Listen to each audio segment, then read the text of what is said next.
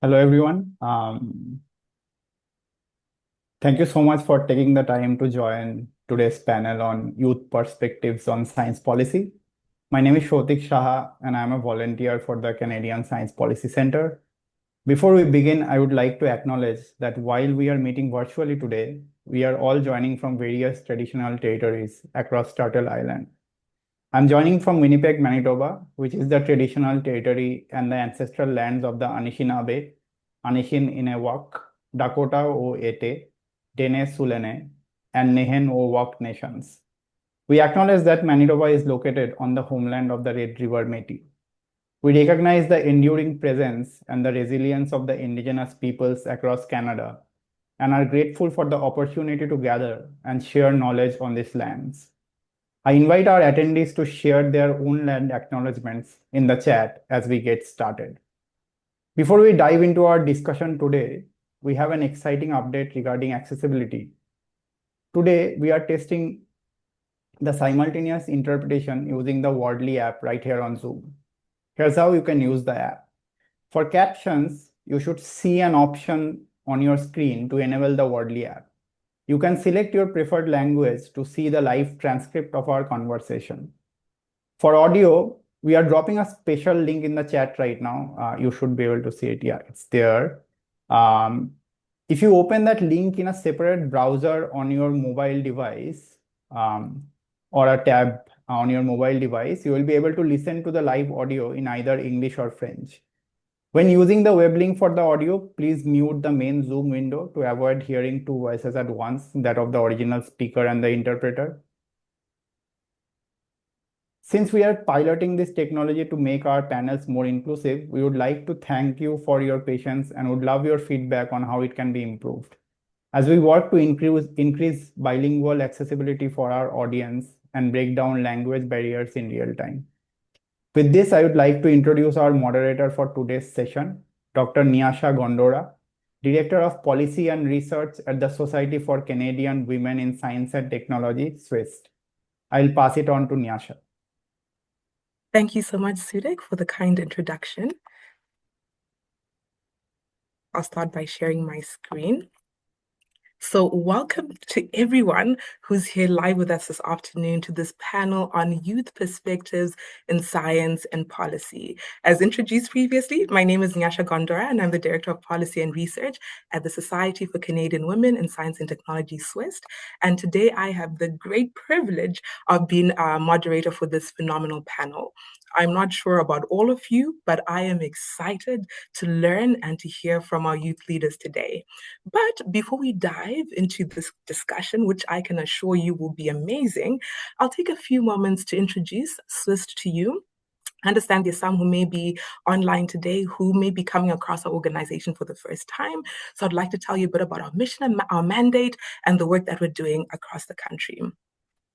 So SWIST was founded in 1981, and over the past 45 years, the heart and soul of this organization has been to break barriers for girls, women, and gender diverse individuals within the STEM space. But in the spirit of male allyship, we're very inclusive in terms of our programs and our initiatives. Now, broadly looking at SWIST programs, they span across youth engagement, skills and career development, as well as industry engagement. But looking at the focus of our panel today, I'll just take a few moments to tell you a bit more about our youth engagement, as well as our skills career development portfolio. So looking at our youth engagement, we have STEM Explore. So this is a phenomenal program that is targeted towards young individuals K-8.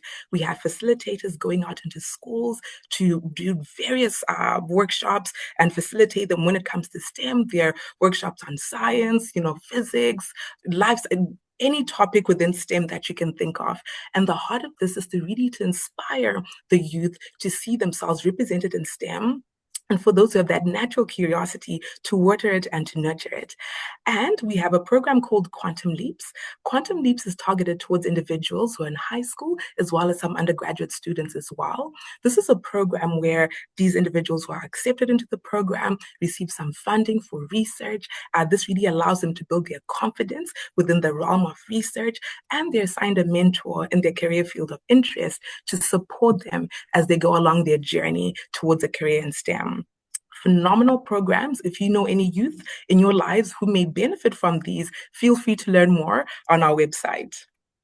And for those who are in the workforce, we have not forgotten you. We have a variety of programs and initiatives that may be relevant to you and your stage in life. So we have a program called Ignite, STEM Networking Night, that we have held all across the country. And so far, over the last year, we've been to about 11 cities all across Canada. In each city we go to, we've managed to convene about 100 to 150 participants. We have senior leaders in key industries who come and engage on panels. We have, in terms of our general attendees, anyone from early career all the way to senior leadership. And did I say students as well? So it's really a place where we convene the entire STEM ecosystem to engage, to chat, and many amazing opportunities have come out of our Ignite networking nights. And next year on the panel, you'll see Career Fair. SWIS has hosted many career fairs, which have really supported our STEM ecosystem. Fantastic for organizations looking to hire, excellent for individuals who are looking for opportunities. And our last two have brought together about 700 to 1,000 people all across Canada, respectively. So please keep an eye out for the next one, which will be coming out sometime in September. A great event. And last, but definitely not least, as I mentioned, we have many programs, but these are just 3 examples. The last one I'll highlight is Skills for Success. And I'm very excited to announce that part of our Skills for Success program is actually launching this very week. So the heart of Skills for Success is to train over 200 women all across Canada in some of the high yield fields, for example, cybersecurity, robotics, skilled trades. And we have a 4th stream that is targeted for master's and PhD holders who are looking to transition into industry. So cybersecurity and master's and PhD to industry is launching this week. But for those of you who are still keen and interested, robotics and skilled trades are still opening and launching in a few weeks. And you do not need to have any background or training to participate. The opportunity here is to learn from a beginner level all the way to an intermediate level. So I encourage you all who may be interested or know someone in your network who may be interested to check this out once again on our website. And coming down to our focus on youth, SWIS as an organization has a great heart and passion to equip and to empower our leaders of tomorrow. And in light of that, earlier this year in February 2nd to 4th, SWIS hosted our inaugural STEM Summit and Expo. It was a phenomenal experience. We had over 190 youth joining us from all across Canada. And when I say all across Canada, I literally mean every province and every territory was represented. It was an amazing experience. We had thought leadership in the form of panels and roundtables. We had experiential learning for our youth in the form of, workshops, with a cybersecurity workshop, robotics workshop, skill trades workshop, an opportunity to learn tangible things. And lastly, but definitely not least, we had the Expo, which was hosted on the 4th at the University of Toronto, Scarborough. It brought out 40 exhibitors from all across Canada and 1,000 attendees from all across the Greater Toronto area. It was an amazing experience. For those of you who are hearing me and maybe feeling a bit sad that you missed out this year, do not worry. 2027 is coming. And here at SWIS, we are in the habit of doing things bigger and better every single time. In 2027, we will be hosting the expo portion at the CNE Ineke Center, February 4th and 5th. Put this down on your calendar. Tell your friends and loved ones to come out. We will have over 250 exhibitors. There will be hands-on workshops. We'll have inspiring speakers. It will be the place to be. So we look forward to seeing you there, and keep an eye out on our website for more details and more information. And when looking at today's panel, we actually had them all present at the Youth Summit, where they engaged with the policy stream of the summit. It was an amazing experience. We had key leaders from across the country. who came and engaged with us. We had Dr. Medad Hariri, who's the president of CSPC. We had Dr. Taze Kreuzberg, who's the president of the Council of Canadian Academies, and also MPP Leslie Church, who was present. They shared their thoughts, their perspectives on policy with the youth. But most importantly, they took a step back to also hear and learn from the perspectives of the youth as well. Because research showed some of the greatest challenges we have is that youth are not often fully included at the table when it comes to policy, but yet they are the generation that will live out or experience the outcomes of policy decisions made today. And beyond that, in many ways, they are the leaders who will carry out or change the policies that we're crafting today. So it's very important that we have our youth as leaders invited to the table to engage on matters of policy. So with that, I'm personally super stoked and excited for our panel today, and I'll take a brief moment to introduce our panelists one by one before we launch into our broader discussion. So we have with us joining today Grace Lee, our youth ambassador from British Columbia. Grace Lee is a grade 10 student from Vancouver and founder of Mind with Grace, a project dedicated to raising awareness of Alzheimer's disease through school talks, educational content, and social media advocacy. She works to make research more accessible to youth and promote empathy in dementia care. Grace also volunteers in research labs and retirement homes and speaks at conferences about youth perspectives in brain health. Welcome, Grace. Then we have Maria Pitan, who's our youth ambassador from Ontario. Maria Pitan is a grade 12 student at Holy Cross Catholic Academy in Vaughan, Ontario, with strong interest in economics, innovation, and technology law. She serves as president of the school's Black Students Association, advocating for student support programs across her board. Maria is also a dedicated athlete, captain of multiple school teams, and REP volleyball player, and a youth volleyball coach. Welcome, Maria. We also have Ridhima Aurora, who's the youth ambassador from Alberta. Ridhima Aurora is a grade 11 student from Calgary, Alberta, passionate about creating change through STEM. Her work focuses on antimicrobial resistance and public health policy, using research to address systemic change challenges. She's also the founder of STEM Beyond the Textbook, a student-led initiative connecting youth with STEM professionals and real-world career pathways. Then we have, welcome Ridhima, then we have Malvin Adekanye, who is the youth ambassador from Alberta. Malvin is an entrepreneur, a builder focused on creating technology and experiences that help people connect, grow, and create meaningful impact.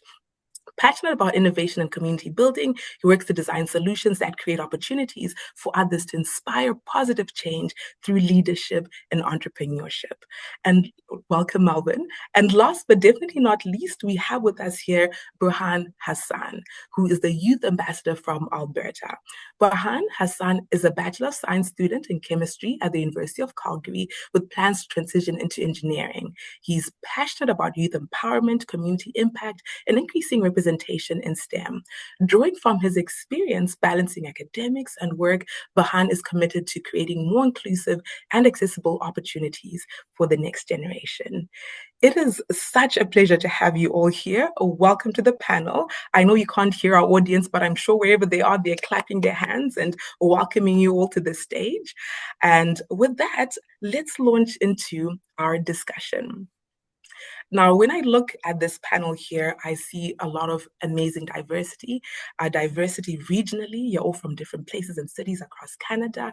Age, there's also some diversity in life experience. But the one thing that brings us all together here this afternoon is this topic of policy. So I'd love to hear from you all in your own words. Tell us about a specific area of science policy that you are passionate about. And anyone can jump in. I'd love to start if that's okay. One thing I'm definitely interested in is specifically the communication when it comes to like communicating things between those policymakers and the scientists or researchers, like both of them, because I feel like a lot of the language is a little different and sometimes that can create miscommunications or like no communication at all. And then that kind of trickles down in the systems and like everyone kind of sees the impacts of that, of like what was trying, like what people were trying to do and when what actually happened. So I feel like that's a pretty interesting subject area to me. Thank you, Maria. I feel that I'm very interested in science policy that is connected to healthcare and dentistry because science and technology can move very quickly, but policy is really what stands out in how you put it in, how you put it in so we can actually use our science for those reasons. And I just naturally care about like prevention and patient care and just better outcomes. And if it's too expensive or too slow or not accessible, people might not always benefit from it. Thank you, Bahan. One area of science policy that I'm really interested in is public health because to give some context, I've been working on a project for antimicrobial resistance, which basically describes how bacteria build a resistance towards the drugs that are designed to inhibit them. And when I first started working on it, I was really looking at like how do we fix this problem? How do we fix AMR? But the more I researched, the more I came across something called the Pan-Canadian Action Plan, and that's when I got into policy. And then I realized I have to look away from how to fix the problem towards how can I contribute to creating the most ideal conditions in a country through policy so that it makes it the easiest for us to work on that problem and actually make an impact out of working on that problem. I once asked a scientist about what's the biggest barrier that they face when they research AMR, and fully expecting a scientific answer, but they told me it's not the science that's the barrier. It's the fact that you put a bunch of scientists in a room, you give them some time, you give them some equipment, they'll work around and they will find a solution. It's trying to get that science to a point where decision makers and policymakers can actually do something about it, and then science can actually make an impact in the real world. And that's what makes me really passionate about public health, because it's the hope that I want to contribute to something that can bring together different areas and make use of that science where it can actually create an impact. Thank you, Ridhima. Thank you for sharing, Ridhima. I have something really similar to share. So in my personal experience, I think that I thought when most people hear about science policy, we often think about funding and research. And for me, honestly, for a long time, that felt distant to me because it wasn't always my interest, because I struggled to understand how policy decisions, how the system eventually could actually impact the people living under them. And recently, to bring up one of the issues that I found is that I learned that there was a 7.6 million in cuts to seniors in long-term care grants in Nova Scotia, and how one of the Alzheimer's Society branches were forced to shut down entirely. And that really hit close to me, because working with the Alzheimer's Society and in communities with people living with dementia and their care partners in BC, I've seen firsthand what those spaces mean. And my father also received care supported programs like these. And actually, I don't think it's just a program that provides information or support, but I thought it was a space where everyone feels genuinely welcomed and comfortable. The adult day programs, the webinars, and the shared meals, I think the most importantly, the conversations, all of it creates that sense of belonging that I think is deeply healing for older adults going through the journey that most people around them struggle to relate to. So when the response to these cuts were to add more long-term care facilities and nursing home beds, I thought what gets missed is that community support isn't a lesser version of care, and it's not about seeing the immediate statistical results. And because we don't even have the cure for dementia yet, I think these community spaces aren't a bridge to something better, but they are the care. So this is like one of the policies that I've been getting into recently. And I think as a young person who cares about equity, especially in aging, I think that kind of empathy that millions of people carry every day deserves to be heard when these decisions are being made. So that's like kind of the policy that I would like to be part of changing in the future. Yeah. Thank you, Grace. Wow, that's fantastic. Well, it's a pleasure to be a part of this panel, and I'm coming from a technical background, so I looked at this question through the lens of technology and how we can develop policies and have set guidelines in place that can, especially in this day and age, help us develop and properly use AI. Because as we all know, AI is something that's relatively new and is quite literally changing not only our careers, but it's also changing the way schools and students learn. It's changing the hiring process, and it's also changing social media.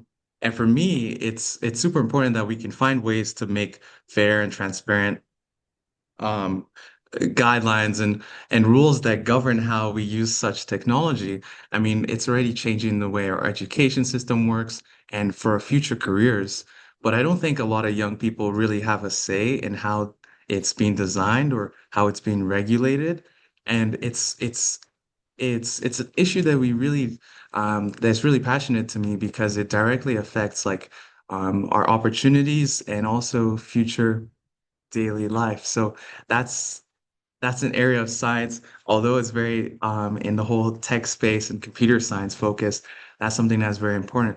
And it's interesting that you mentioned um, that it was mentioned earlier on the Pan-Canadian Act. There's actually a whole government body that's focused on this here in Canada, and I know there are a few other non-for-profits that help spread the awareness of AI, like one of them, especially here in Alberta, being Alberta Machine Intelligence Institute. And there's also others like Vector or Mila out in Ontario and Montreal. So I think those are good institutions that are actually helping drive some of these AI centric and focused opportunities forward.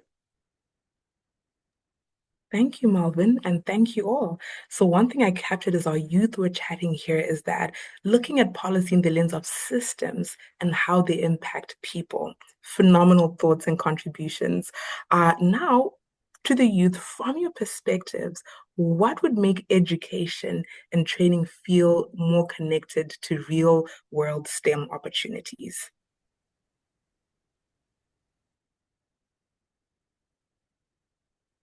So, hi.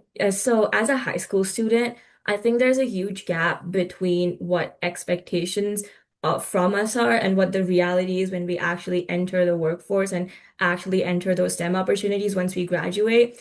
And we spend our whole high school lives and our whole school lives and even post-secondary learning all these conceptual things and learning theories and developing these critical thinking skills, interpreting information, and those are great skills to have. But we're given all of these skills and we learn all of these skills, except we don't really learn how to actually apply them when we are put in a situation where we have to suddenly combine all of those skills and actually use it to do something that is actually a problem, to solve a challenge. And I think that's where the biggest gap comes in. And so to make education and training feel more connected to real world STEM opportunities, I know we get a lot of exposure these days, but it's not just exposure that we need. We need like active exposure. It's not just participating in events, it's actively using our minds and actively trying to solve a challenge and actively trying to work on something and actively participating in that event or in that program that actually helps us use these skills. Like we have all of these programs we can attend, but that's all we're doing. We're just attending. We're not actually using our voices, we're not actually using our thoughts, we're not actually using our skills. And I think that's where the biggest gap comes in. And so to make this is one idea that I kind of have, it makes education and training feel more connected. It's that like maybe at the end of school or at the or as like a project or something, every youth should have the opportunity to work on one open-ended project that goes beyond what we are taught on in classrooms and goes beyond the textbook. And it actually, because it allows us to think of skills, it allows us to think of things in a different way, and it allows us to build skills that we are never taught how to build. And it even helps us like solve those challenges on our own. And I think that's actually what this panel is doing as well. We're not just participating, we're actually speaking our voices out loud. We're saying our thoughts out loud. And I think that's what actually matters. Another thing that I would like to address is that it's not just high schoolers or post-secondary students that need more exposure to the workforce. I think it's a two-way road because so I run a club at my school called STEM Beyond the Textbook, where we bring in professionals from the industry to share their experiences and their journey so high schoolers feel a little bit more comfortable when they go into the workforce. And I think one of the biggest things that surprised me was that a lot of professionals don't know about high schoolers and the barriers that high schoolers and post-secondary students face. And they don't know about much about us either. So I think as much as we need to gain exposure, they also need to gain exposure towards us. And they need to understand the barriers that we face to even get into the workforce. So I think it's a two-way road. Thanks, Redima, for sharing. And I think you almost like represent all of us in sharing our thoughts. But I think one of the most important ideas or things that are happening right now is equality, because some people, like students in different provinces, have those opportunities already at their schools, established or not. And I've seen this attending the National Summit with Swiss a few months ago. And I was seeing students from Nunavut or some areas that doesn't really get these opportunities like summits in their areas, but it's usually held in Toronto. So having Swiss providing us these opportunities to all come together, I think that was like one of the most important and steps that we could take for having youth being involved in this. So I guess in policy, like system wise, having equality and all, like providing all of these opportunities equally is really important. And I think those who make these decisions, having us involved in these conversations is important. Yeah, Grace, that's great input. And just to add on to what you were saying, I know back at Swiss at the summit that we had there, we had a conversation just about the equality when it comes to STEM. And another thing we talked about was opportunities like this. A lot of people like not it's not available to a lot of people like us being here. Like that's something I'm very grateful for because yeah, these conversations are important, but these conversations are also available to the people who have like the highest grades or have extracurriculars or have those other opportunities that distinguish them in some way. So somebody who doesn't necessarily have these things to like distinguish them in a certain way still wouldn't have access to these opportunities. So like trying to include people who wouldn't be necessarily included in opportunities like this, like give it to the person with the lowest grade and ask them why their grade is so low, like giving these opportunities to other people and not necessarily just the people who stand out in a certain way. But another thing I would definitely say is also changing the stigma around the word STEM. Because I feel like a lot of people, like when I have conversations at school and ask people what they think STEM is, like what it means to them or what they think about when they hear STEM, a lot of them just say like a white man in a lab coat. So like it's like a very small narrow definition and like mindset of what STEM looks like. So I feel like then when you step out of high school, you're kind of already thinking, okay, if this is like the one career I can go into, like engineering maybe or healthcare, or like those are like very STEM related careers. But going to the Swiss Summit and Expo, for example, it taught you like you just like exposed like, oh, like sports are STEM as well. And then there's like the trades that are STEM as well. And like having people see those opportunities, it changes like high school education, because then you realize that when you give people the opportunities to have hands-on experiences in those areas, when they go outside of school, they can see more of those of themselves in those like in those spaces because they've been exposed to it in high school. If that makes sense. I feel like you, everyone kind of connected very profoundly on a lot of the topics. Just, I would like to just build more on the opportunity sector. I feel like when people think of science policy or STEM and like just a pathway into STEM, I feel like most people just kind of think about grades and school is kind of tied towards very a grade system and not very how we actually interpret these skills into real world situations.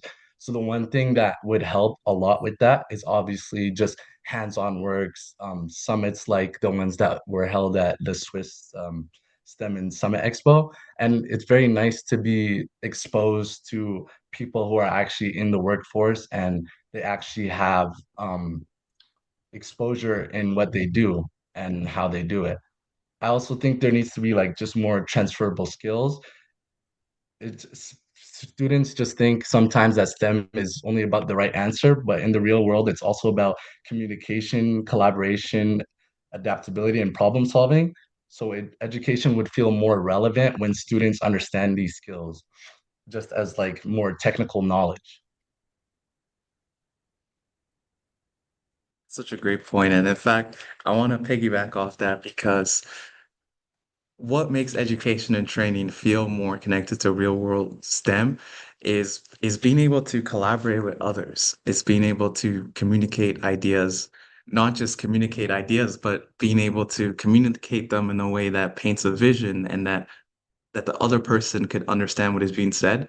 But I also think what's most important too is normalizing the idea that failure is part of the learning process because especially going through the school system, when you failed a test or you did bad, it was kind of like a death sentence. That was it. There was no other test they were going to do.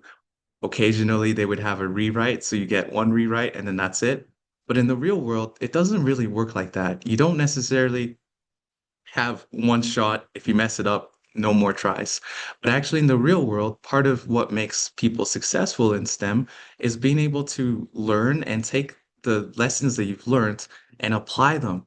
Because when you apply those lessons, it builds on itself in a way that allows you to be more successful as you continue to improve and move on. And I think that's something that definitely is part of those transferable skills that you were talking about that we need to be able to normalize and be okay with learning. And failure isn't necessarily the end, but that rather it teaches you things that you can build upon.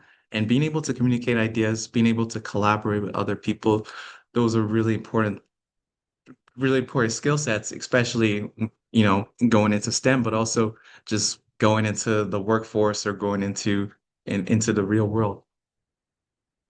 That is a great point, Melvin. And just to add on to that one, because what you said was vision, and that really stuck out to me because I feel in secondary schools, one big thing for students is having that vision kind of shown to them in the way that if you teach someone something, you need to also explain to them how that something is going to help them later. So they can see like career paths, like possible, like just showing them that there's a variety of options available. Because I feel like taking something like physics, just like, okay, all right, if I take physics, I got to become an engineer. But like that's not necessarily the only career path. Like because you take physics, you can also explore this option. You can explore that. Just showing the diversity of career paths, like having something like a career expo, or just having speakers come in and like talk about their like unique career paths. So yeah, vision is definitely important.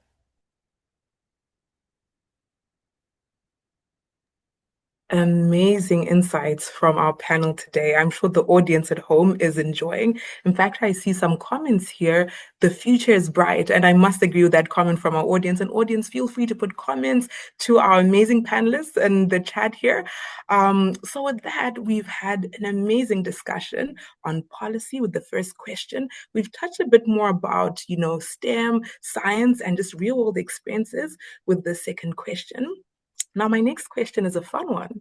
So, given your experiences, what federal department would you say your policy interests are most aligned with?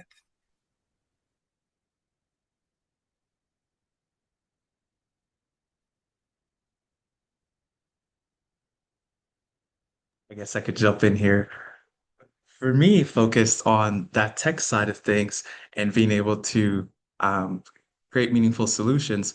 I did a little bit of research and I realized that there's actually there's a department and a program. It's called the Innovation, Science, and Economic Development, and they primarily focus on supporting new technology. But something that also caught my interest was being able to set sort of the rules, the guides, and being able to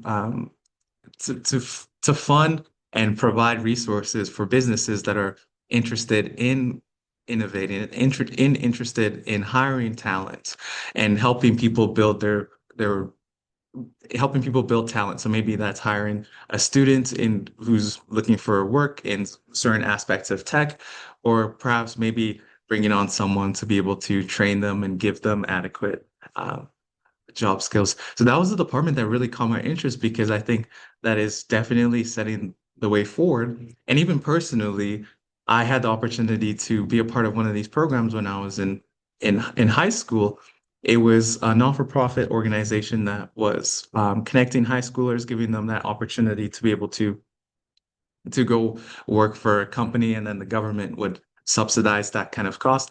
And it was such an impactful experience because, I mean, coming from a high school experience where, you know, the deadline is due and then you're trying to do it the night before, and then going into a workplace where now you actually have to collaborate, you have to be more ambitious. I think that definitely helped me adjust because it helped me realize that, wow, like going into the workforce, although I was in high school, there was a lot of changes that needed to be made. And it also allowed me to build on skills, develop my skill sets when it came to programming, because I was very interested in computer science. But it also helped me build skills in terms of people skills, like being able to communicate with my teammates, being able to ask for help, being able to say, hey, um, how can I improve my skill set so I can do better at this role? So that was definitely a program that I got to benefit from, especially when I was younger in high school. And it's a department that I think that most aligns with what I'm very much interested in.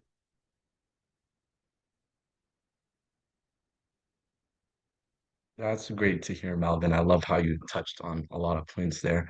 I would say for me, my policy interest would probably be most aligned with Health Canada, just because of like a lot of what I care about sits like around science and public health and innovation and access to care. Just I feel like growing up, I was always surrounded by health people just in my family and just around friends. And I feel like it's very interesting that the work that Health Canada does, it's not just like about research, it affects like people in very different ways.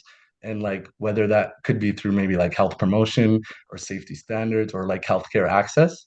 And I'm interested in like healthcare field. I always like to see people get treated, that people get help and like for the way that they need to get help.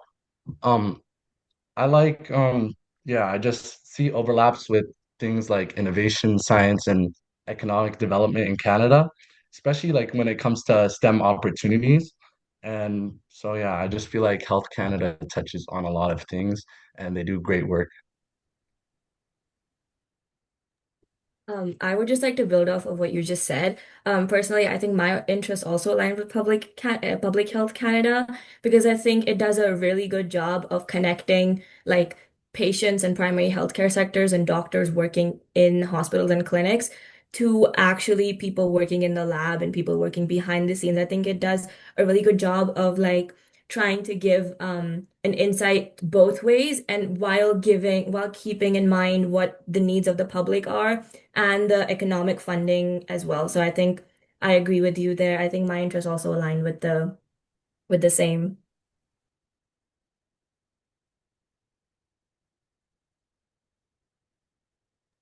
Again, going back to my original answer, I'm definitely interested in the policy side of science policy. So I would say my interest would align with the federal government, like departments where they work with the provinces, like the province federal like relationships, those departments, because I feel like that's when a lot of the best communication happens because provinces, like every province is so different when it comes to demographics, population struggle, like everything is just so different. So being like a communicator between like the provinces and like having like the experience of like on the ground, like what the issues are, being able to communicate that to the federal government and then like change policy and actually create like real impact. I feel like that is something that interests me.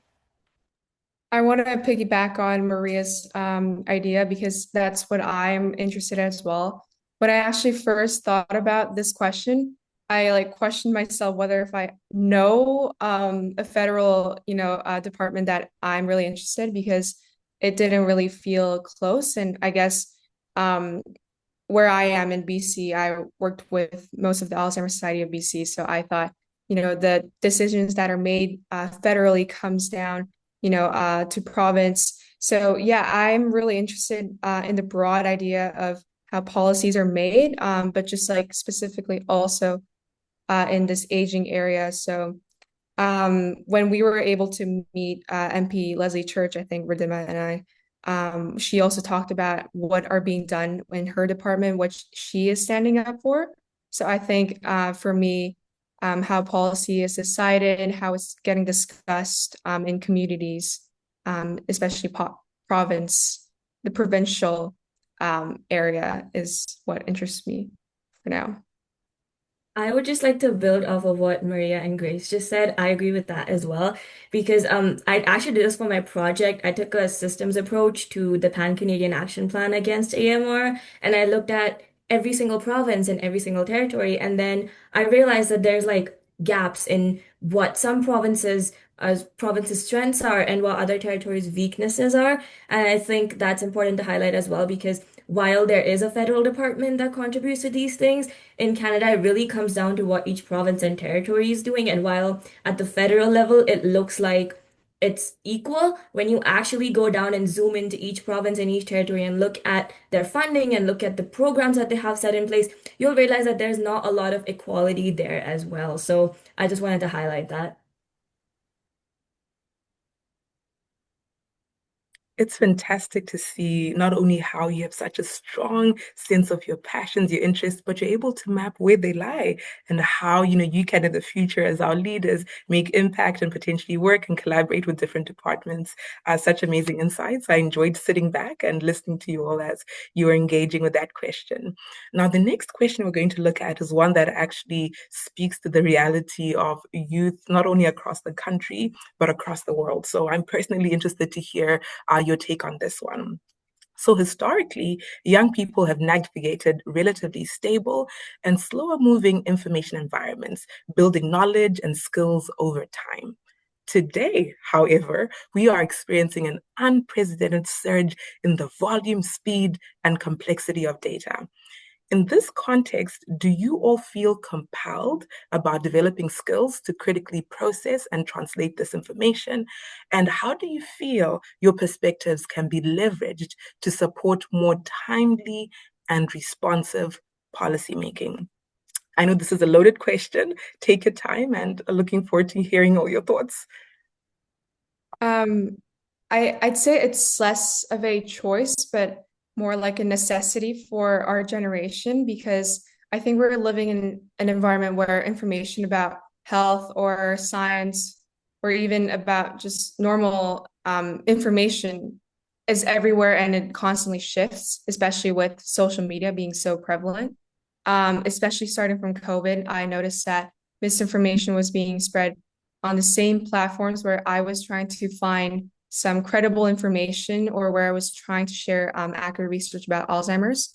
I learned that being able to read a study or even searching online using credible sources were so helpful. So I think connecting this idea to policymaking for youth is so important because we're almost the first generation to have grown up as both consumers and creators of information. So I think we also know how to understand how content spreads, where trust breaks down, and where actually what actually reaches people our age. So I think health policy could become responsive and trusted by our generation. In order for that to happen, you need people to understand how we actually process information, and I think it's really important to like stop treating youth, not stop, but like start to treating youth as a partner instead of like a demographic to communicate at. And just to add on to what you were saying, because yeah, like spot on with that, I'll bring back a point that Ridma brought up, which was the communication between adults and youth. Because when we're talking about specifically the ability to translate all of this information that's coming at us like all of the time, it's the ability to translate that and then like into action, yes, but communicate that effectively to various demographics. Like I feel like our age group is the most efficient when it comes to translating like any type of communication to each other, yes, but then also to adults. Because, like Ridima brought up, a lot of adults haven't had conversations with youth in a very long time, and it's pretty evident when you're having conversations with them. So I feel like that communication is a skill that we've learned and something that makes us valuable when it comes to conversations like these. And we're talking about implementing policy for science or for anything else. Like, we have new perspectives that we can communicate with different generations a little bit more effectively sometimes. You guys both touched on that amazingly. I would kind of like to build on the technology aspect. I feel like as technology is advancing so quickly and so so fast, just I feel like as the younger generation or as the youth, we deal with AI just very quickly. And I feel like we would be very good at just communicating that to other generations. And I feel like we have a really good critical thinking skills and communication just to show that like uh, kind of how we understand what's going on. And I feel like we already live in this fast-paced environment every single day. It's kind of how we grew up. We grew up with more tech savvy, tech like minds. So I feel like youth perspectives just matter so much, not just because we're the future, but because we're already like interpreting the present. That was really amazing. I totally give it everything you just said. And just to build off of what you said, we grew up with everything. We grew up with tech. We grew up during COVID. We like transitioned from school into COVID online school and then back to in-person school. I think that really gave us the skill of adaptability. And I think that really is important when it comes to policy making because like when I think of policy making, I personally believe that you don't just need to have policies that are good for the present and for the future, but policies that are designed to be able to adapt to any kind of changing environment or to be able to adapt to any kind of changing time. Like we all saw with COVID, right? Everything like everything was really hard to manage because nobody predicted that COVID would happen. So like when I think of policy in general, whether it's science policy or just policy in general, I think that us as youth really have a good adaptability skills that will help us with policy making in the future. Because we won't just like take into account what's good for the present and the future, but we will take into account that yes, there will be changes, and yes, we are ready to change up policies if we need to. And it's honestly good to change policies because we live in such a diverse world that we need to accommodate for the fact that yes, there will be changes, and yes, we need to have an open mind to be able to change policies in the future to provide equality for everybody.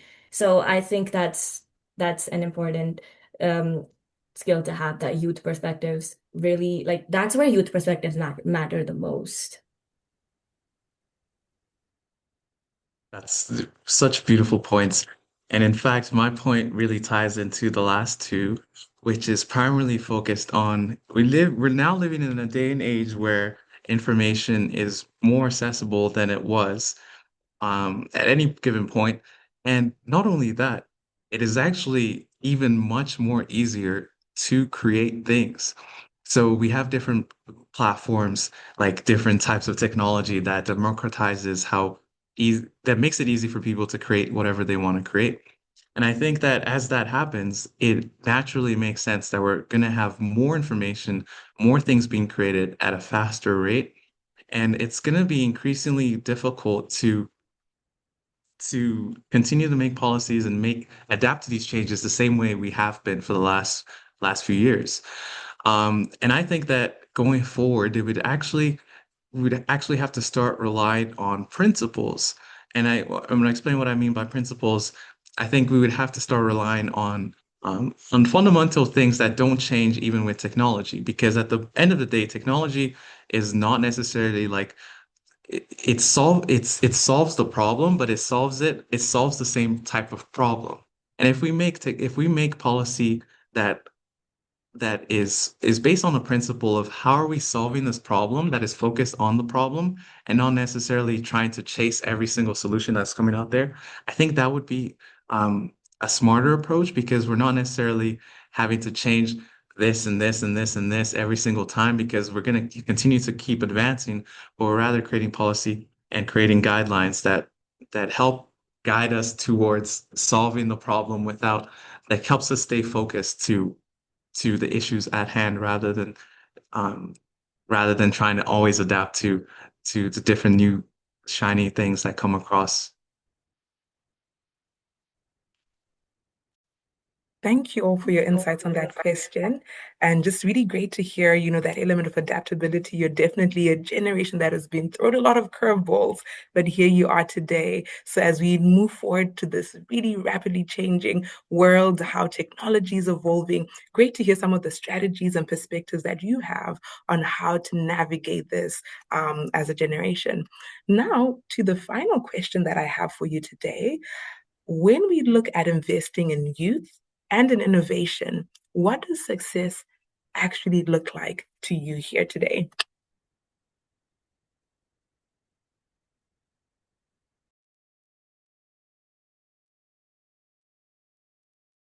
For me, there are three things. The three things that come to mind. Uh, Access, sustainability, and impact. I think it's super important that we have opportunities like these. And I think what's even more important is that these opportunities aren't just for a small group of people, but rather we allow more people to be able to get involved. I know we've touched on, different challenges on the provincial levels where some provinces you can access more things more easily and programs more easily than you would in different provinces. And I think that's really important going forward is like what success looks like is having opportunities that are also accessible to even more people than they already are now.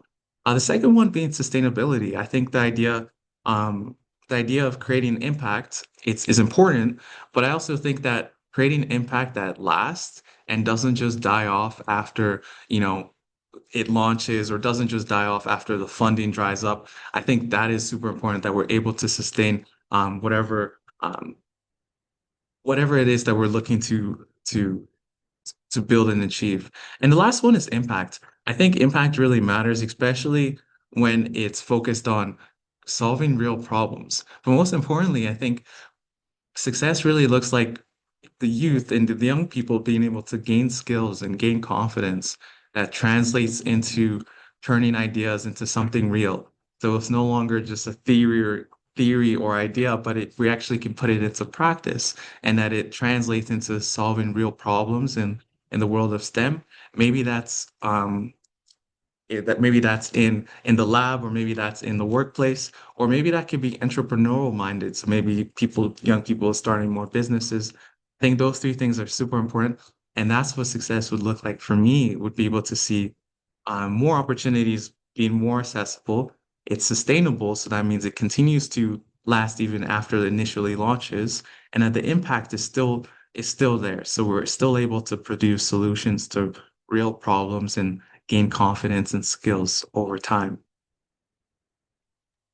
Yeah, and that's a brilliant point, Melvin. Just like the three of the points, all amazing.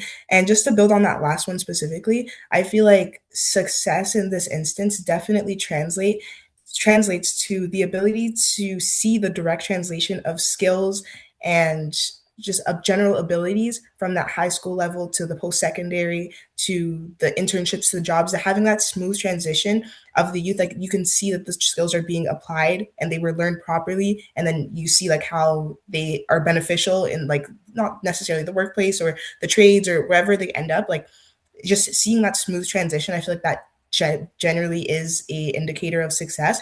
But then also looking at those like final destinations, the workplace, the trades, like everywhere, and seeing the representation of diversity, equality, and like just seeing all these different demographics represented, then I feel like that's definitely an indicator of success, because it means that many people were reached by the efforts to promote STEM and have many people in those opportunities have those opportunities.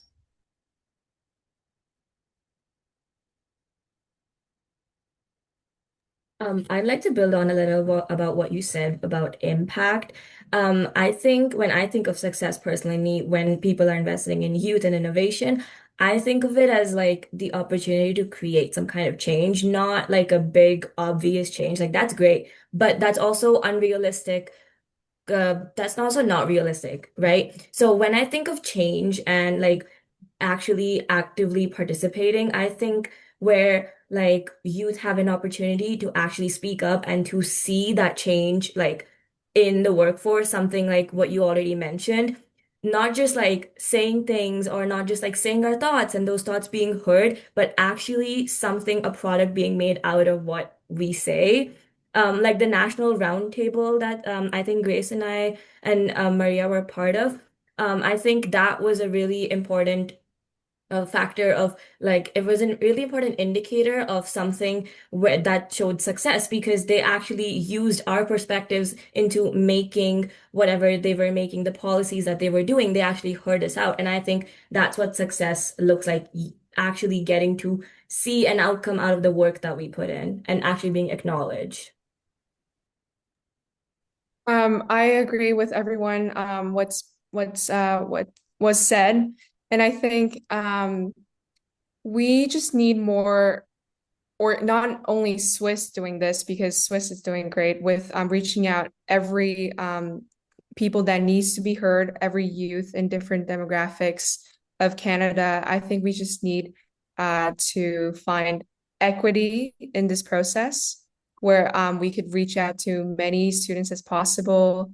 But I also think that success shouldn't be looked at as just like how many people we reached out to, but seeing, not focusing on the numerical values, but seeing what actions. So many people, we could have people joining into the roundtables more, or just creating that opportunities for them would be really helpful. These are some great points that everyone touched on. I would like to just add that I feel like success would also look like confidence just in like the workforce and like kind of what we do as youth when we're being invested into. I feel like that would help us to believe that our ideas matter and our voices are like valued. I feel like that's one part that it's always hard for older generations to look at us for actual um just actual like things to be said or to be done. And I feel like success is just not like about how much we really invest into the youth, but it's whether like the young people would leave opportunities and a long-term impact on just our future and what's happening around us.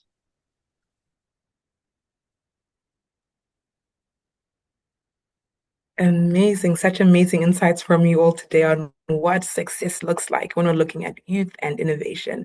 And for our audience who may be wondering what national roundtable was being spoken about, Grace and Redeemer are referring to the policy roundtable that occurred at the summit in 2026, February 2026 Swiss Summit. But beyond that, we also then had the national talent strategy that happened, feeding off some of the insights from the policy roundtable and all the other roundtables that were hosted, at the summit. So a great place to bring the youth perspectives to the leaders to engage on some of those topics affecting today's as well as future generations. So wanted to provide a bit of context there.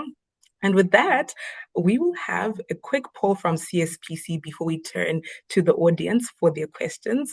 I love chatting to you all around here on this table. I could have questions for you all day, as you know, but I'll be fair and allow our audience the opportunity to also, get to learn from you, engage with you. So with that, we'll take a quick pause, have our first poll from CSPC, then jump into our Q&A session. And for the Q&A, please, everyone, feel free to type in your questions and you can upvote a question if someone has already asked your question.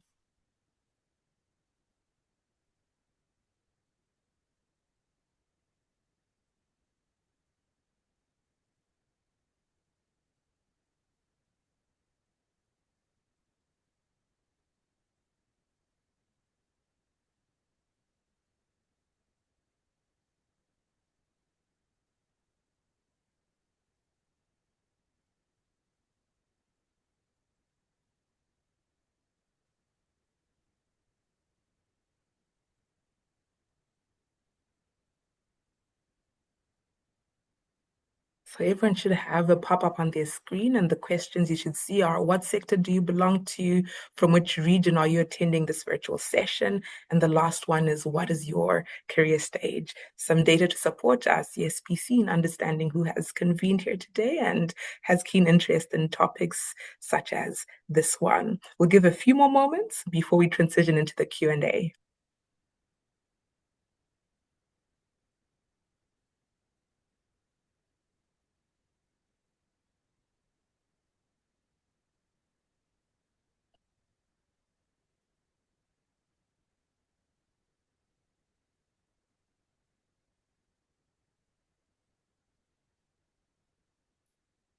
All right, so it looks like that is it with the poll. Thank you all for sharing your perspectives and allowing us to understand who is around the table.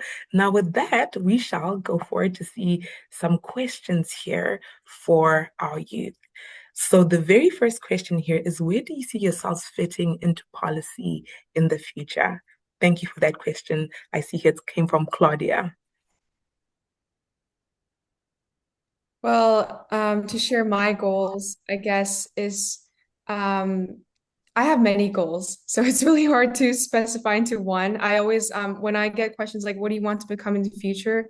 I don't think I can answer that in one word. But for me, is to get into that field of neuroscience because I'm really interested in Alzheimer's. But not only that, I want to step out of that field of research or medical, whatever I would get into, but to reach out further, like World Health Organization, get into like seeing minority groups, helping them with, yeah, I'm really interested in public health, like Redima. So I would like to get into that, into reaching more communities outside of the research that I'm currently in. To add on to that, so I think I see okay, so I'm not 100% sure because obviously it can change, but if I could see myself in a specific policy sector in the future, it would probably be public health because I am very passionate about the idea of getting science to make a real impact. And so I think public health would be the best way for me to try to do that. I would really want the research that scientists are doing in the lab to actually have an impact on people, on patients in healthcare centers, and see a change in just the public healthcare centers across Canada. So that would probably be my goal. Similar to what she said, I feel like I could see myself taking the actual science that we innovate and use every day onto actually helping individuals who are in need. And I just feel like with just in general, youth will bring a lot more new perspectives and new ideas, especially just because of like the fast growing communication and just technology in general. So I feel like policy will be a lot different than what it is today in the near future, just because of how rapid everything is changing. Personally, I'm interested in becoming a lawyer. Like, I'm not necessarily a lawyer, but I do want to graduate law school. I'm very interested in understanding the law in its entirety. I want to understand the gaps in the law particularly, and then see where I can fit myself into changing that and just making it more accessible for my generation, seeing as we're going to be the next generation up. So yeah, I want to be very involved in policy making and yeah, making changes that way. Wow, such great ambition in the group. I'm in the technology side of things, and I'm very keen on seeing how we can use technology to continue to solve problems. I know that AI is also a big topic right now, but there are also other aspects of tech that are also solving real problems in the world, and I think that that is where I also want to invest my time. Amazing ambitions from our panel here today. We're rooting for you. Another question here in the chat from Gabriela. What are some local initiatives that inspire you, and what makes those initiatives stand out to you? Oh wow, I would love to jump in here because it's quite recent for me. I'm in Alberta, specifically Calgary, and there's this initiative or group And what they do is they help people who are new in the country or maybe are looking to switch career paths and build up a better life for themselves. And they train them on, um, it's like a reskilling type program, but they're not for profit. So they basically help people who are interested in, leveling up, and they teach them like cybersecurity tips or technology tips, and they're trying to get people to go into tech. And one of the thing that really inspires me about this is that they have a wall in their building, and this wall, they have photos of all the students who've gone through their program. And actually, I visited the location. It's called Momentum, and I was visiting the location, and they were just walking me through and showing me every single person who's gone through their program, and they're like, "Oh, she came in XYZ year, and now she's doing this for the community." And I was looking at it was just a whole wall full of names, almost like like a high school graduation type photo booth. And it was so interesting being able to see this program that I had never heard of before then, and the impact that they've been creating here in Calgary. And just imagine, like, I mean, I know it's in Calgary, but I imagine there are other initiatives all around Canada that are really helping impact people's lives here and are also positively impacting the communities, because the beautiful thing about it is that those individuals end up getting employed in work, and they end up contributing meaningfully to the company. But then they also are able to support family, they're able to support the communities that they're a part of locally. And I just see that just that one organization is like it branches out so much that the impact is far reaching.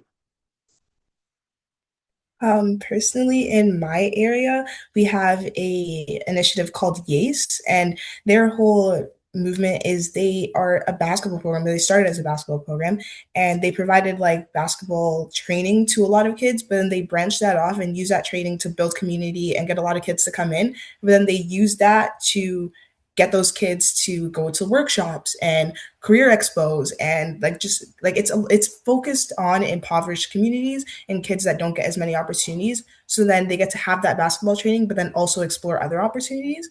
And then we collaborated with them, like my Black Student Association.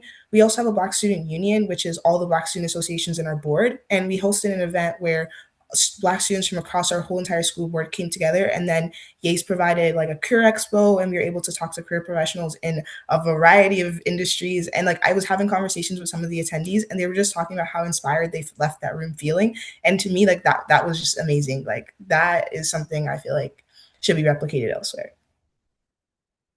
That's great.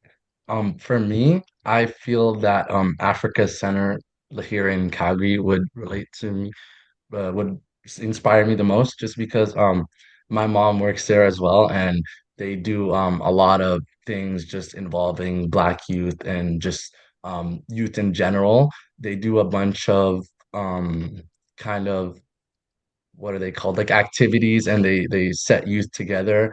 And so I remember my cousin like set up like a skiing trip for youth to come on, so we all went skiing, and just so it connects youth together, and I feel like it brings community together, and people get to explore kind of opportunities that they might have never had. So I feel like it's just great for that to be happening, especially that seeing that we're a minority as well. So I feel like that's great. And I feel like a lot of other things are probably around Canada doing similar things.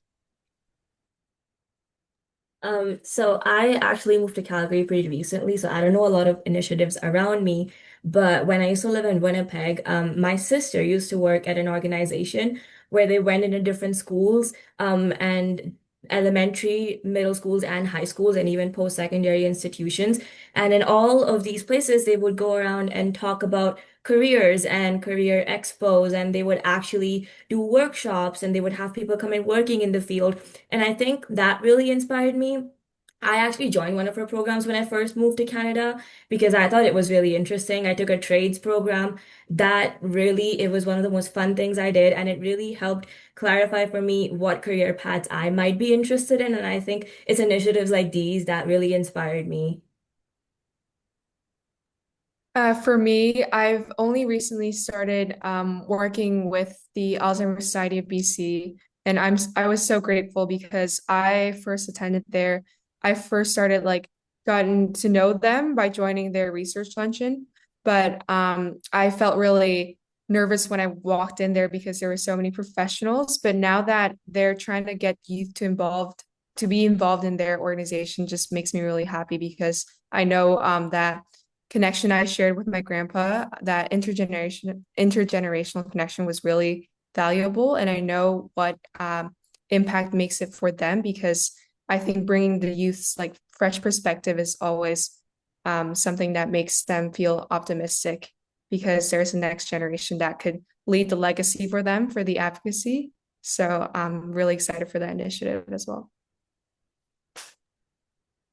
I would just like to add on one more thing, which I think I can speak for all of us when I say this. Swiss as well. Swiss makes me really optimistic that adults and professionals in the industry are willing to hear us out and giving us these opportunities. I think I can speak for all of us when I say that Swiss has helped. Well, personally, for me, it's helped me build a lot of confidence and gain a lot of confidence in, just sharing my thoughts and knowing that they are acknowledged and they won't just be dismissed. And I would just like to add that on. Thank you, Redeema. Thank you so much for those kind words about Swiss. And I think this will be a great moment just to step back and also acknowledge our CEO, Melanie Ratnam, who has done amazing work across the country engaging with our youth. And for myself and the rest of the Swiss staff, it's such an honor to get the privilege to engage with you all, to learn from you. So thank you also for coming to the table. And I personally just loved just seeing you light up as you're talking about the different initiatives in your communities that really inspire you. So with that, we will engage with some of the other questions here. We have a question from Deep and saying, what is one thing you wish decision makers would ask young people more often, but usually do not?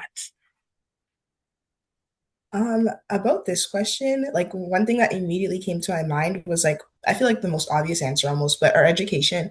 I feel like there hasn't been like a lot of questioning or even like maybe like a general like sentence or a poll even about like how people feel about the education. I feel like when someone graduates high school or even is going through the high school experience, like if someone could ask them like, what do you think of high school? Like, what would you add to it? What would you take away? And it's like, yes, sometimes the answers might be outrageous, like, oh, no homework, like the homework's kind of part of the experience, but some of the answers would be extremely beneficial. I feel like sometimes there's things you need to hear, and I feel like nobody asks, so you don't get a lot of feedback from the youth. Feel like that's great. I feel like another question I feel like they should ask is kind of what challenges as youth do we go through? Just kind of going through kind of what she said, going through the education system and just lively matters, things that build our character, just kind of how we would kind of relate to policy as well, just how that affects our decision-making process and things of that nature. I would just like to piggy off of whatever Maria and Burham said. I think I agree with that because all of the decisions about our education system and about how we go through schooling, schooling is made, but then we never have a say in how what we think can improve things and how we think it should be altered in a way that can probably fit how the world is changing. And I think having a say in education system and having a say in like how our schooling lives are after we graduate is a really important is something that youth perspective is somewhere where youth perspectives really matter.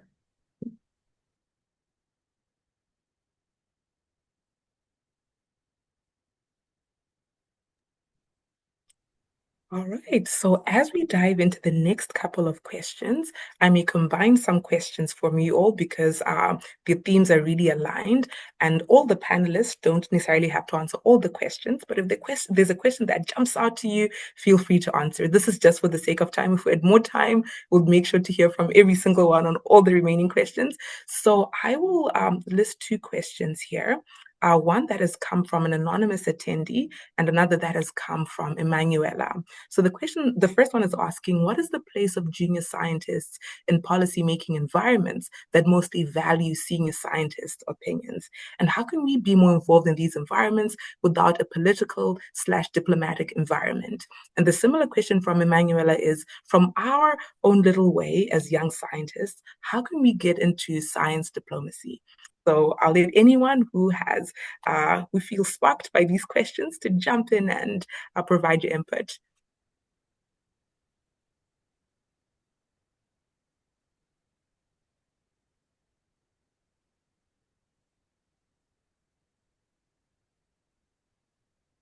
And I know these are tough questions, so please take a moment to digest, to think it through, and maybe an angle to take maybe about thinking about your own journey into this policy space and advice that you may have for others or thinking of how to navigate, that similar path. And I know, Grace, you were talking earlier about, being in a space where it was usually like predominantly filled with professionals coming in as a youth. So yes, anyone can just jump in and maybe share your thoughts, your perspectives there.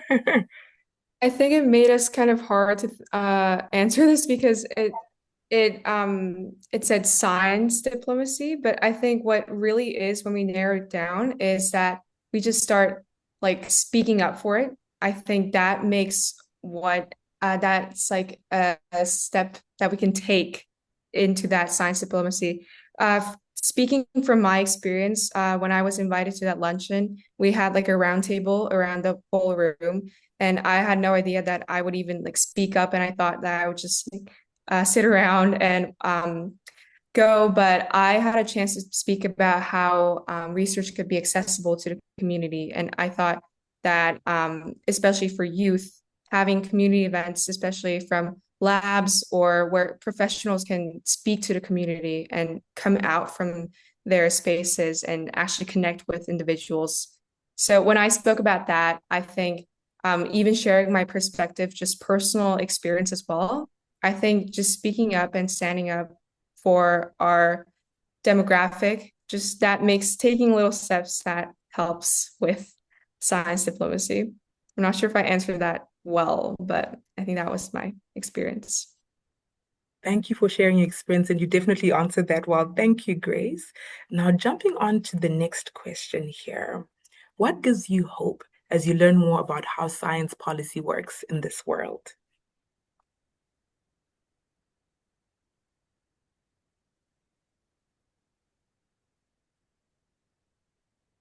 I think the answer to this question I kind of already answered. It's like these events, right?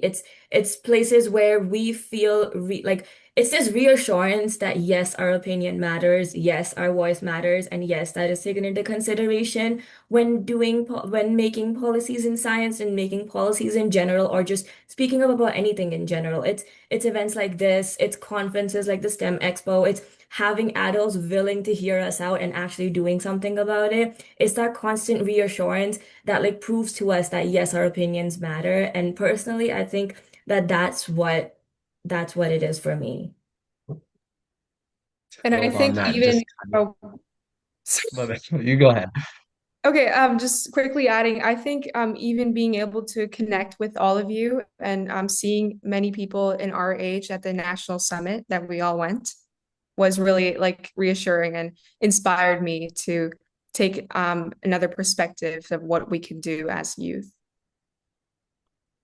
Just to build on that, I feel like just like the opportunities that were given, I feel like we're finally being able to actually voice our opinions. And I feel like it's sooner or later gonna get to the point where we actually do have a significant importance in actually shaping science policy in the near future, as we are the future generation coming up. And I just feel like it's great to have opportunities just to have our voices heard and stuff like that.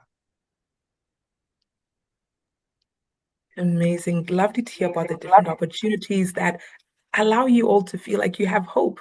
That's fantastic. Now, the final question we have here from an anonymous attendee is, we know the importance of having youth voices in conversations about the future.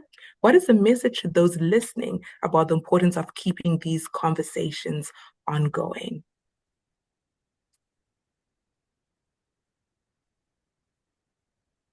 I feel like, for one, definitely the participation piece, because in order for these conversations to be ongoing, people have to be willing to participate in the conversations.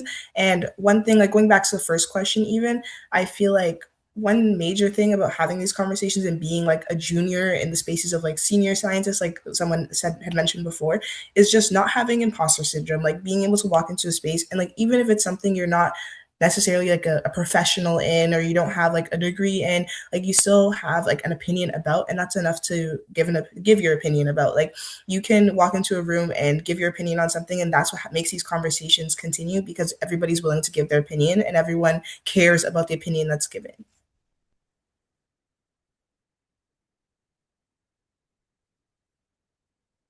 Fantastic. Like I see Burhan is another. Oh, you please go, Burhan. so I just feel like us being heard not just once would tie in a lot, just for us to always be involved in many different occasions, just to keep us being involved would just obviously help just how everything works in general. So I feel like not just kind of hearing us once and then maybe kicking us to the curb. I feel like just if we're heard a lot of times, then we'll have new ideas and new things to be said. Yeah, just to add on to what Burhan was saying, because I feel like there are a lot of times where the effort to include youth in the conversation stops at stage one.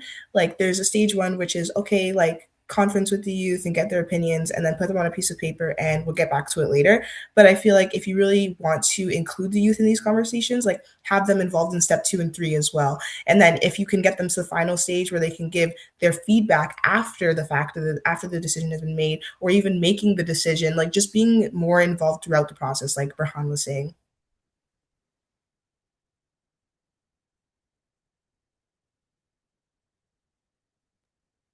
Wow, thank you both for your inputs on that question. Just hearing youth needing the platform, the continued platform to engage, share your thoughts, your perspectives, but not only that, being involved across all stages of decision making, right all the way to feedback. That is fantastic. And with that, I just want to thank this phenomenal panel for the insights that you have shared today, your perspectives, as the youth to these key topics and considerations affecting not only your realities, but the world as a whole. So thank you for sharing your thoughts. I could not stop smiling as we were engaging and going through just hearing what you're saying. As we saw in the chat, the future is bright. When I hear you all speak, I surely can say the future is bright, and what inspiration from you all. And before we close off our discussion today, I will see another poll has popped up from CSPC. Please feel free to share your thoughts and your perspectives on this, and then we'll come back and close off our time together. The questions here: have you attended a CSPC virtual events before? The second one is, please rate your overall experience at this event. And the third one is, what could we do to improve this event? We'll take a moment for you all to fill out this poll.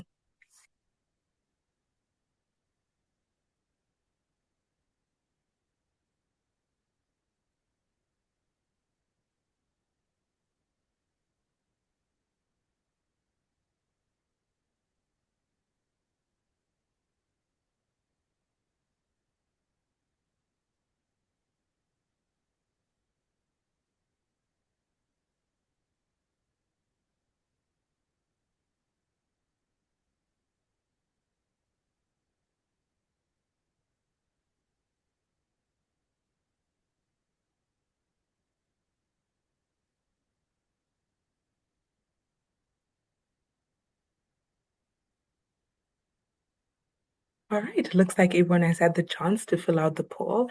As I was thanking the panel, I would also like to take a moment to thank our audience here today. Without you, there would have been no stage for our youth to share their thoughts, their perspectives. So thank you all for being here, for listening, for engaging, for also sharing your thoughts and your perspectives. And with that, I'd like to highlight some thoughts that were, popped here in the chat by our audience.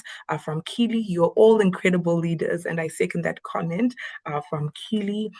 From Mona, amazing job. Thank you. So thank you to our audience for engaging, and thank you to our panelists for your perspectives, your insight, and the wisdom that you shared with us today. But last and definitely not least, would like to thank the CSPC team who has hosted this event, given us the opportunity to engage and to all be here. So many, many thanks to CSPC. And with that, I would like to wish you all a wonderful rest of your day. please feel free to keep in touch with SWIST. If you want to engage with the youth, like these amazing youth around the table, we hope you come out to our expo in February 2027. The future is bright and it will be convened in Toronto, and we hope to engage with you all there. Thank you very much and wishing you all a very wonderful rest of your day. Thank you. Thank you so much for the opportunity. Very Thank great to be a you. part of this. Yes, thank you so much for this opportunity. It was amazing. Thank you. Thank you. Thank you.